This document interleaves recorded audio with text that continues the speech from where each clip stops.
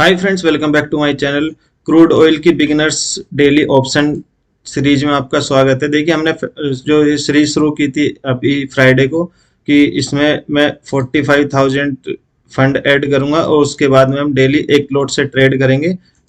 Maximum loss जो होगा वो 2,000 होगा और मैक्स प्रॉफिट डिपेंड करता है मार्केट की एनालिसिस, मार्केट में कितना मोमेंटम है वो मेरी एनालिसिस पे डिपेंड करता है। तो फर्स्ट वीडियो में तो दिखाया था मेरा जो 1600 का लॉस था, प्लस उसमें कुछ चार्जेस लगे, तो टोटल लगभग 1832 के आसपास लॉस था। मतलब 45,000 में से अगर इसको माइनस करता हूँ तो ये हो जाएगा 2 3 एंड 8, हाँ 1832 रुपये का हमारा उस दिन टोटल लॉस था। आज की ट्रेडिंग दिखा देता हूँ, आज क्या पोजीशन है। देखिए, आज अपने को +620 में मतलब क्लोज कर रहा हूँ मैं। और आज मैंने सिर्फ एक ही ट्रेड लिया क्योंकि आज अपना NSE BSE तो बंद था, गुरु नानक जी की जयंती थी आज, इसलिए सिर्फ मल्टी कमोडिटी यानी MCX 5 बजे ओपन होता है।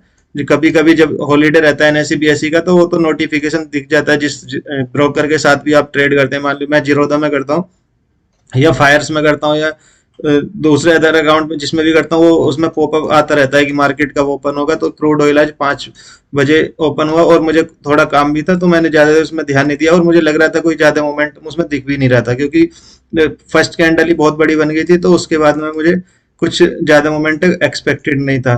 तो ये मैंने एक ही ट्रेड लिया। मैं अपनी बाकी पोजीशन भी दिखा देता हूँ मैं, मतलब कि टोटल ऑर्डर कितने लिए।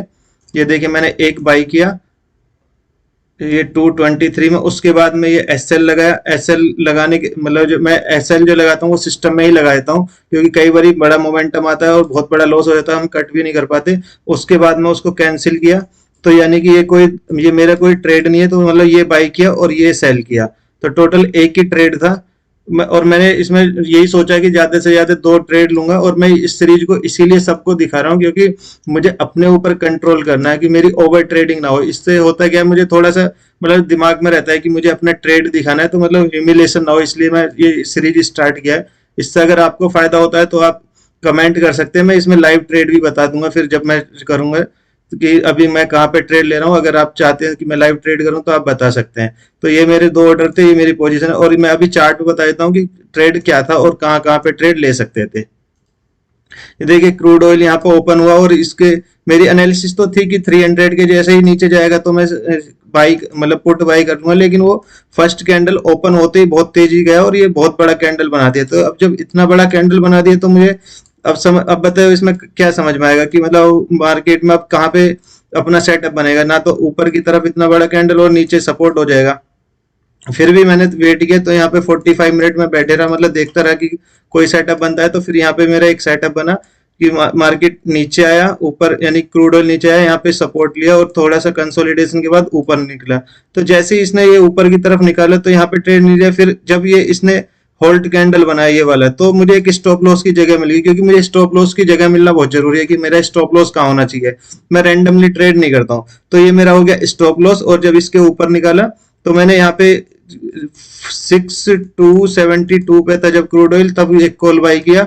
और मुझे ये भी पता था कि यहाँ पे जाके इसका ज्यादा मतलब ऊपर वो नहीं दिख रहा है, ज्यादा मोमेंटम नहीं है क्योंकि यहाँ पे जाके एक इसका रेजिस्टेंस भी था। मतलब ये मेरी एनालिसिस थी कि ये यहाँ पे जाके थोड़ी देर अटकेगा। और जैसे ही यहाँ देखिए इसने जैसे ही यहाँ पे गया नीचे आ गया, तो इसलिए मैंने यहाँ पे जाके अपना 5-6 पॉइंट लिए और मैं फिर फ्री माइंड से मैं चला गया क्योंकि आज मुझे दिख रहा था कि कोई ज्यादा मोमेंटम नहीं था। ऐसे मेरी एनालिसिस थी और थोड़ा इवनिंग में थोड़ा काम भी था। उसके बाद में देखिए नीचे की तरफ आया और फिर यहाँ से फिर धीरे धीरे ऊपर की तरफ गया।